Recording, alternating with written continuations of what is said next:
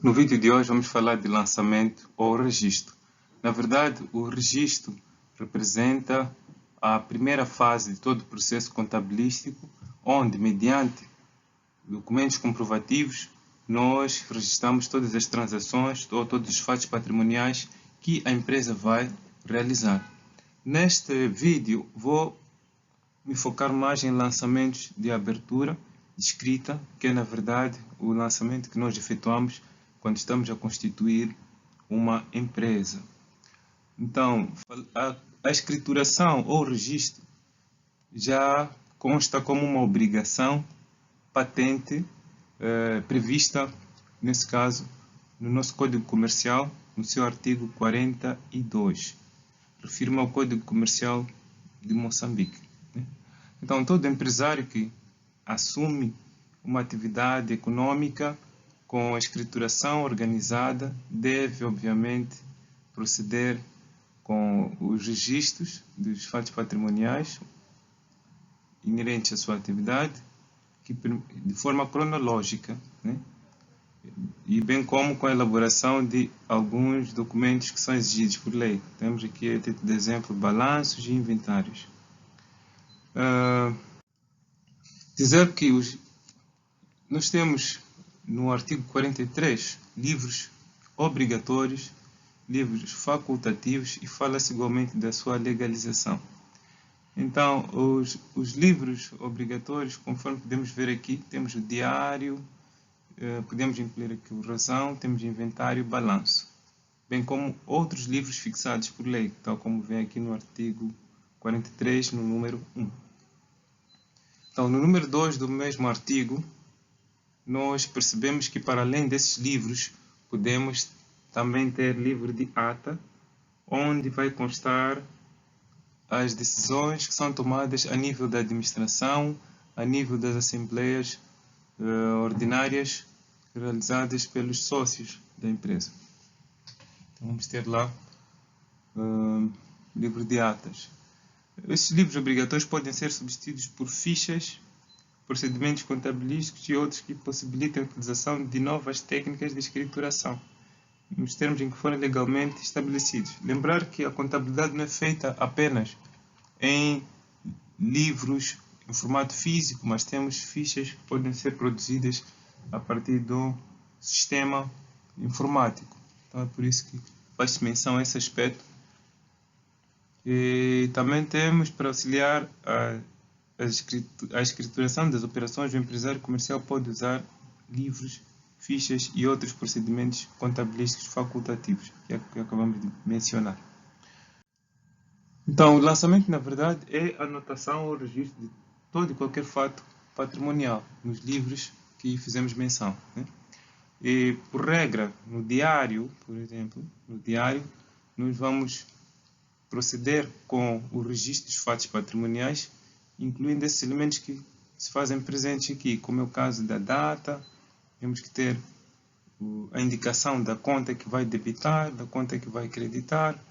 Colocamos uma descrição, que é para fazer menção ao fato que está a ocorrer. Por exemplo, se é uma compra, nós vamos registrar lá que o fato patrimonial que está a ocorrer nas contas que estão a debitar e a creditar refere-se a uma compra, né? Então, é por isso que nós colocamos lá a descrição histórica e depois temos a importância ou o valor.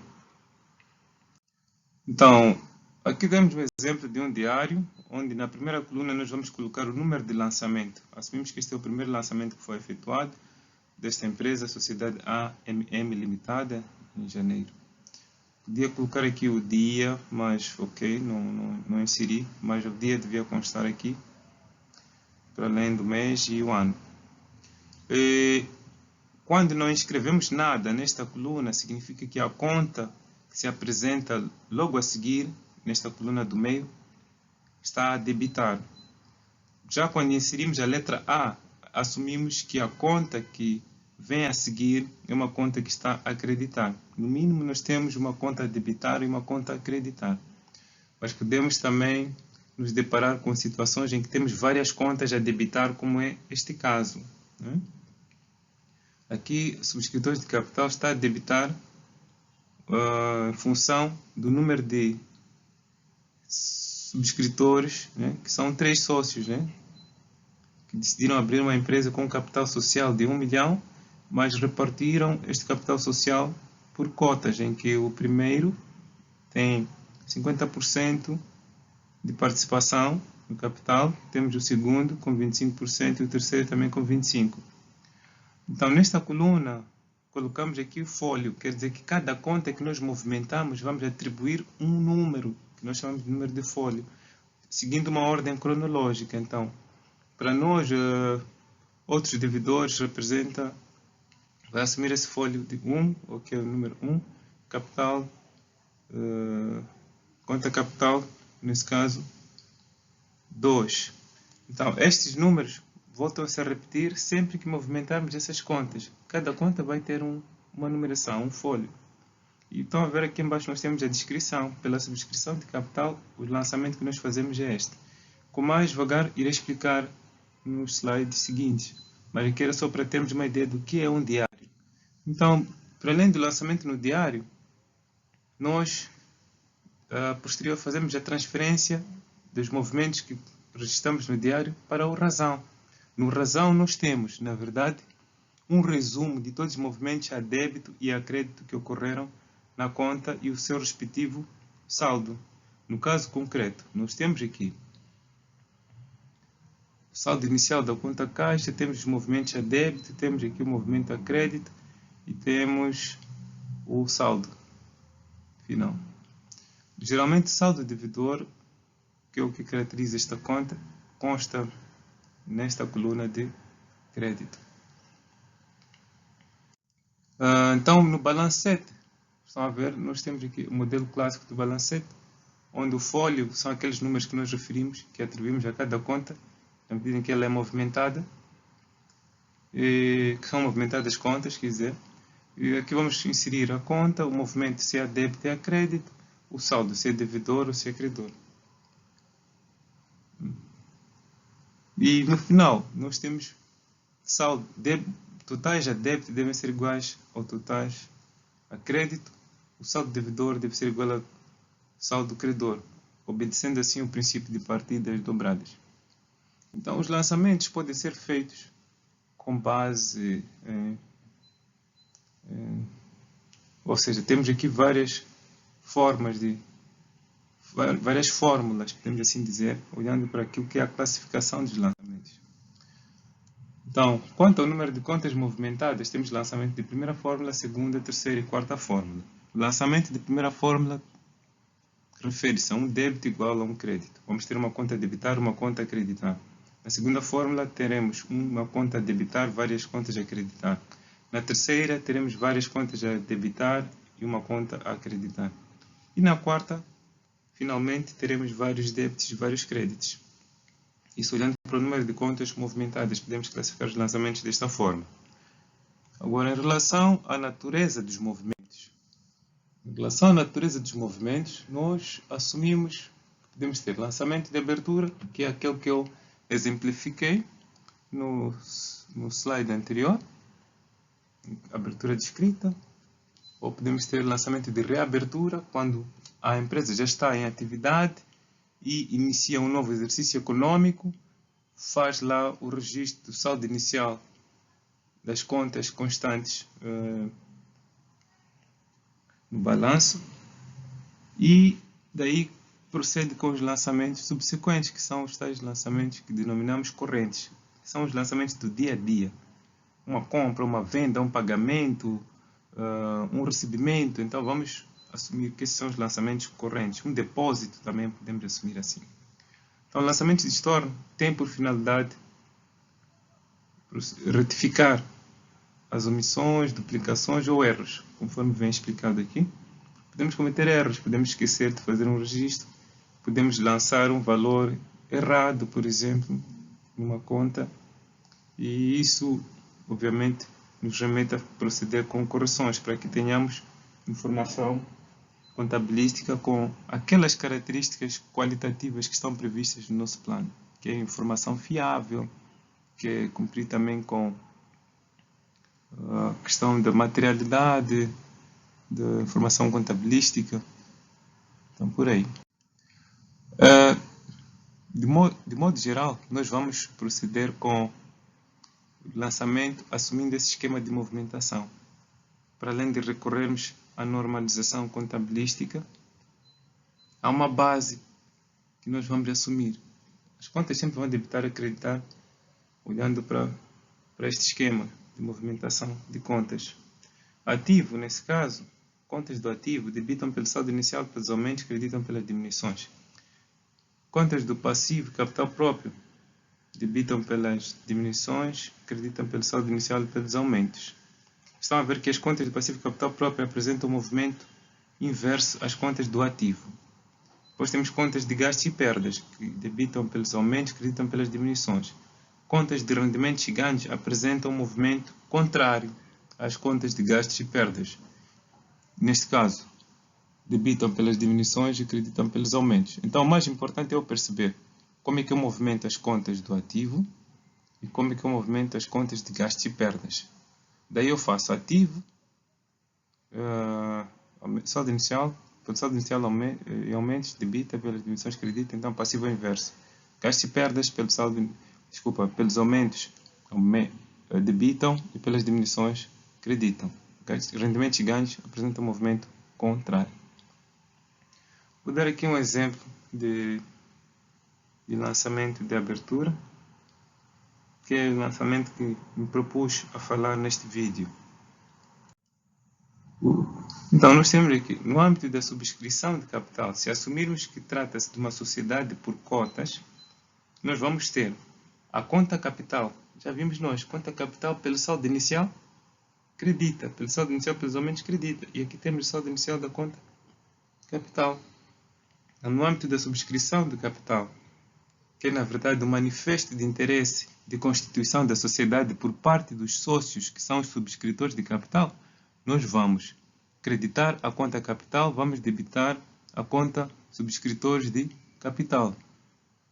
Então, mais do que haver esse manifesto por parte dos sócios em querer subscrever o capital para constituir a sociedade, que pode ser mediante um contrato de sociedade ou elaboração de estatutos da mesma, é necessário que o capital que eles propuseram-se a injetar na empresa para que ela possa efetivamente operar seja realizado.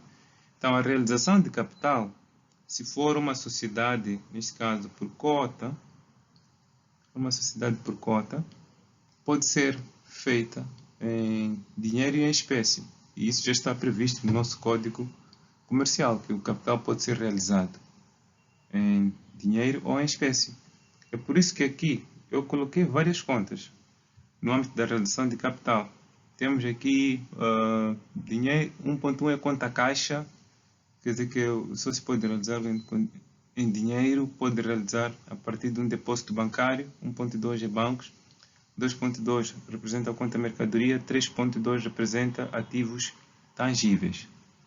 Então, se calhar frisar um pequeno aspecto que consta no nosso Código Comercial, que é no âmbito da realização de capital em espécie, o ativo que o sócio se propõe a oferecer à empresa para a constituição da sociedade deve ser avaliado por um especialista ou por uma entidade para se aferir se aquele ativo confere, nesse caso, o valor da cota que ele está a subscrever para a constituição, nesse caso, da sociedade.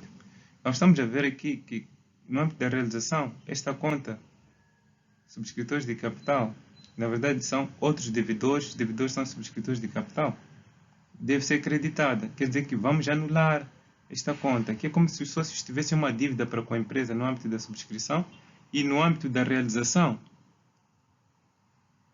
Se for realizado integralmente o capital, quer dizer que a dívida extingue-se. Podemos ter também casos em que os sócios não realizam integralmente o capital, são os tais chamados sócios remissos. Mas tem tempo, né? No mínimo tem que realizar em 3 anos, conforme está previsto no Código. Em 3 anos tem que realizar, se na data de realização ele não faz ou não cumpre com o seu dever, então a empresa vê-se no direito, por exemplo, de adquirir as cotas do sócio remisso, do sócio que não realizou o capital, e pode adquirir a título gratuito, em alguns casos. Ok, no caso das sociedades anônimas, nós temos aqui a subscrição de capital feita com base em ações, né? Ou seja, vamos ter aqui subscritores de capital, podemos criar uma subconta, sócio X ou entidade X, assumindo nesse caso que a subscrição de capital é feita com base no valor nominal das ações, né? Então vamos creditar novamente, creditamos a conta capital, debitamos a conta outros devedores na subconta subscritores de capital, pelo valor nominal das ações. Se, porventura, o valor das ações, o valor nominal, desculpa, o valor das ações estiver acima do par quer dizer que nós vamos ter um valor contabilístico, que é o valor nominal das ações, mas as ações podem estar a valer muito mais. Vamos supor que a ação está a valer 10.500, quando o valor nominal da ação era de 10.000 apenas. Então aí nós temos um prêmio de emissão. Quando assim acontece, nós registramos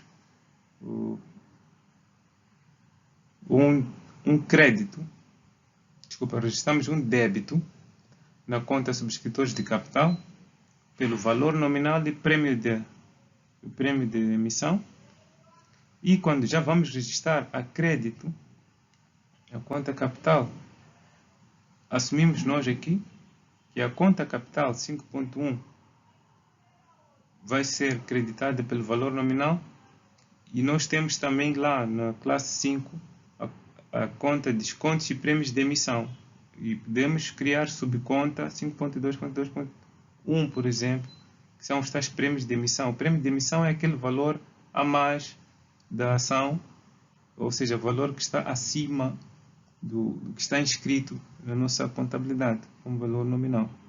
Então, esse será o prêmio de emissão. Bom, indo concretamente para este exemplo, não sei se conseguem ver muito bem, temos aqui lançamento de abertura. Pela subscrição, nós vamos ter outros devedores, subconta subscritores de capital a debitar, a conta capital a creditar.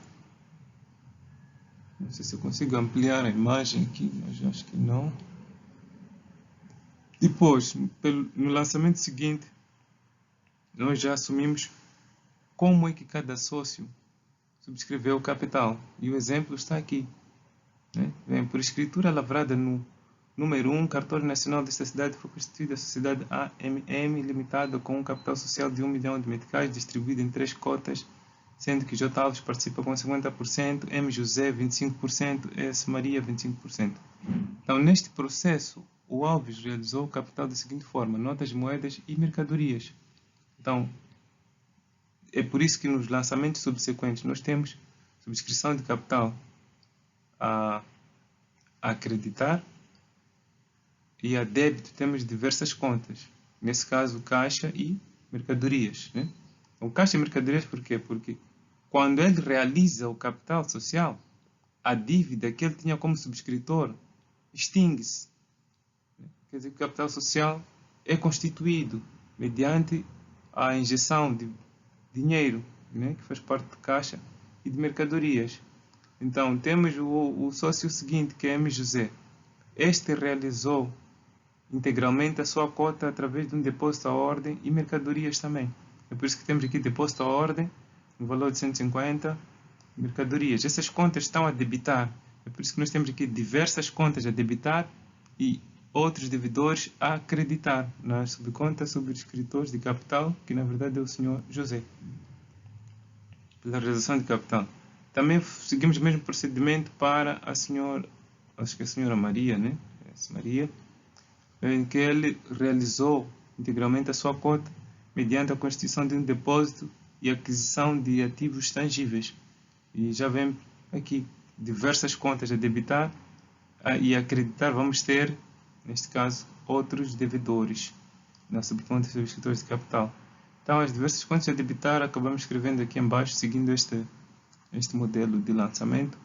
E vamos ter aqui depósito à ordem, debita, nesse caso 100, equipamento de transporte 100, mobiliário e equipamento administrativo debita 50. E aí ele realiza integralmente o seu capital.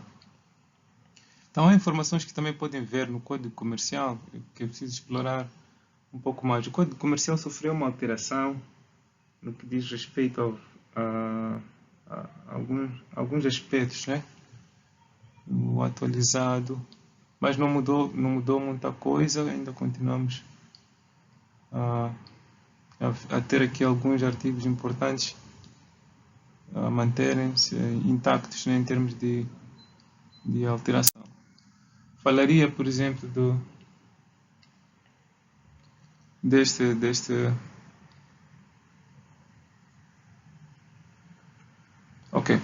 aspecto que é importante, né? Aqui temos o artigo 293, mas antes temos este aspecto que é importante, né? Que se o valor dos ativos líquidos entregues para a realização da cota for superior ao valor da realização das cotas, a diferença é reconhecida como suprimentos. Ou seja, estamos a dizer que se o sócio entrega um bem para realizar o capital, um bem que está acima do valor da sua cota, nós vamos reconhecer como suprimento. Suprimento significa que o sócio está a conceder um empréstimo à empresa e este deve ser reembolsado nos termos previstos pela legislação comercial.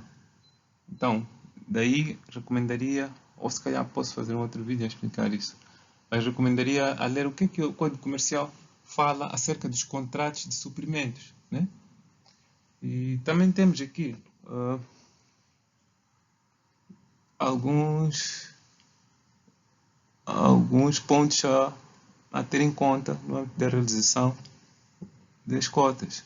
Vem aqui, se o sócio não realizar pontualmente a sua cota, efetuando no prazo fixado a prestação a que está obrigado, os outros sócios são obrigados proporcionalmente às suas cotas. Acho que é uma falha aqui. São obrigados a realizar isto. São obrigados a realizar a cota, né? E a realizar também a parte em mora. Ok, escrevo algum erro mas pronto, está extraído do código. Então, depois vem aqui. A administração da sociedade deve interpelar o sócio em mora, neste caso o sócio que ainda não realizou a sua cota, concedendo-lhe um prazo de 30 dias para efeito. Que ele tem que realizar a sua cota. Não basta só subscrever, tem que realizar. Então, nesses artigos nós podemos encontrar mais informação referente a questões ligadas à constituição da própria sociedade, né? Então, um outro aspecto que eu gostaria de frisar que são as prestações suplementares. As prestações suplementares vêm previstas no nosso Código de Contas, mas há que tomar em consideração o que é que diz o artigo 311 relativo à exigibilidade das prestações. Porque podemos pensar que todas as organizações são exigidas a constituir prestações suplementares, mas o código já coloca um parênteses que diz que só serão exigidas prestações suplementares aos sócios caso esteja prevista no contrato de sociedade. E as prestações suplementares devem ser realizadas sempre em dinheiro e não vencem juros. Quer dizer, é como se os sócios injetassem dinheiro na empresa, emprestassem dinheiro à empresa, mas não vencem juros. Então são pagos, não vencem juros e nem conferem o direito de participar nos lucros. Não é um aumento da participação do sócio, mas sim a prestação suplementar é um apoio que os sócios podem prestar à empresa, é uma espécie de um apoio que os sócios podem prestar à empresa, caso ela esteja a necessitar de mais investimento ou qualquer despesa, né, que possa ser pertinente naquele momento. Então já vem aqui que os sócios são obrigados a realizar prestações suplementares na proporção das suas cotas, mas o contrato de sociedade deve fixar um montante global máximo. Então, quer dizer que só é aplicável, estas prestações só são aplicáveis, só são exigíveis, caso esteja patente no contrato de sociedade. Também temos a questão da restituição. Então, a questão da restituição vem que só podem ser restituídos aos sócios desde que a subscrição líquida da sociedade não fique inferior à soma do capital social e da reserva legal. Então, nós podemos restituir as prestações suplementares aos sócios, mas é preciso tomar em consideração este aspecto. Se ao restituirmos as prestações suplementares, o montante for superior ao capital social e à reserva legal, então, nessas circunstâncias, a sociedade tem que fazer uma revisão antes de fazer a restituição das prestações suplementares. Tem que ser inferior. Nunca pode ser superior, um montante superior ao capital social e reserva legal. Então, é o que está previsto no Código Comercial, nesse caso, no artigo 313. No caso da reserva legal, temos artigo 315, vem que dos lucros do exercício, uma parte não inferior a 20% deve ficar retida na sociedade, a título de reserva legal. Quer dizer, reserva legal não pode ser inferior a 20% do lucro, desde que ela não exceda a quinta parte do capital social. Para calcularmos a quinta parte do capital social, é só dividirmos o capital social por 5 e vamos ver qual é a quinta parte. Então, se a reserva for superior, ou seja, a reserva tem que estar dentro desses limites, né? Não pode ser inferior a 20%, mas desde que não seja, também não pode ser inferior à quinta parte do capital social.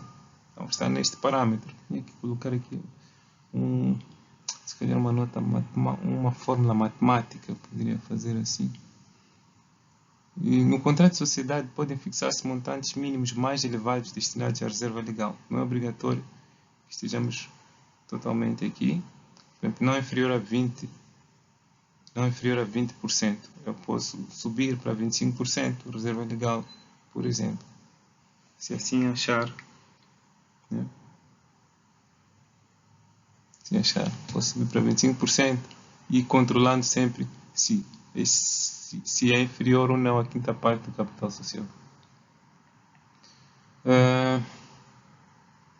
Temos também a aquisição de cotas próprias no artigo 306, vem aqui que a sociedade pode, mediante a deliberação dos sócios, adquirir cotas próprias a título oneroso ou por mera deliberação da administração a título gratuito. Para explicar isto, eu vou saltar para um exemplo, né? O que é isso de adquirir cotas próprias? Temos aqui este exemplo. A aquisição de cotas próprias, usando o método de equivalência patrimonial. Então, eu preciso ver primeiro o que é que diz o normativo aplicável a esta questão. Também é preciso recorrer à informação prevista no Código das Sociedades Comerciais, no Código Comercial. Eu não tenho aqui o artigo em mente, mas, tratando-se de aquisição de cotas próprias, podemos assumir o seguinte. Vou ler aqui. Uma sociedade A tem capital social de 300 mil meticais dividido em duas cotas. Uma de sócio A e por sociedade por cota X, nesse caso, de 228 mil meticais, e outra de sócio B temos dois sócios. O sócio A tem 228 mil meticais, o sócio B 72 mil meticais, que nesse caso é uma pessoa singular. O sócio A é uma empresa, é uma sociedade por cota X, que tem, obviamente, uma parceria com o sócio B, que é uma pessoa singular. Então, o sócio B decidiu, vamos lá, vender as suas cotas. Se calhar não quer continuar com a sociedade. Então, a sociedade A, que é na verdade o sócio A, vai adquirir a cota do sócio B no valor nominal de 72 mil meticais. Este é o valor nominal da cota do sócio B. Só que esta cota está avaliada ao preço de 200 mil meticais. Então, este é o preço de mercado, nesse caso da cota do sócio B. Então, qual é a contabilização que deve se efetuar referente à transação da aquisição da cota? Primeiro, é aquilo que nós devemos ver. Se é um sócio remisso, um sócio que não subscreveu na totalidade das suas cotas, podemos assumir que a sociedade B iria adquirir as cotas do sócio. Desculpa, podemos assumir que a sociedade A poderia adquirir as cotas do sócio B a título gratuito. É por isso que ele fala se pode adquirir a título oneroso ou a título gratuito. Mas se é um sócio que subscreveu, realizou na totalidade a sua participação, podemos ter essa situação aqui em que ele vende as suas cotas com o valor nominal de 72 mil meticais, mas neste caso ao preço de 200 mil meticais. Então o registro que nós iríamos fazer é pela aquisição da cota própria. Iríamos fazer este registro, iríamos debitar a conta 5.2.1 pelo valor nominal de 72 mil. Iríamos debitar também a conta descontos e prêmios na subconta prêmios de serão prêmios de emissão, e vamos creditar a conta 1.2, né? Quer dizer que desembolsamos dinheiro do banco para adquirir a nova cota. Quem está a realizar esta operação, este registro, é a sociedade A, que está a comprar as cotas do sócio B. Então, pelo registro da mudança de titularidade, nós vamos debitar a conta capital subscrito sócio B a 70 mil, pelo crédito, seria 70 mil, desculpa, acho que seriam 72 mil, desculpa, pelo crédito, capital subscrito, cota própria a 70, também seria 72 mil, pelo valor, seria pelo valor nominal, peço desculpas aqui. Basicamente é isto, e agradecer por terem visto o vídeo. Se tiverem algum comentário, se gostaram, deixem um like. Se há questões ligadas à legislação que podíamos explorar com mais detalhes, né? Mas trago aqui pelo menos alguma informação referente a como fazemos o registro, por exemplo, a aquisição de cotas próprias, porque é o que está previsto. Tem também a aquisição de cotas próprias na classe 5, nós vamos encontrar esta subconta e por vezes não percebemos em que momento isto ocorre, né? O mais importante é perceber aqui que um sócio pode se desvincular da sociedade e neste ato as suas cotas podem ser adquiridas a título gratuito ou podem ser adquiridas a título oneroso. No caso concreto aqui, foi adquirida a título oneroso, porque a empresa A desembolsou 200 mil para pagar pelo valor nominal e pelo prêmio, nesse caso, prêmio de... como se diz? É um prêmio, né? Isso, pelo prêmio da ação. Pelo prêmio da cota, desculpa, estou nas ações. Isso.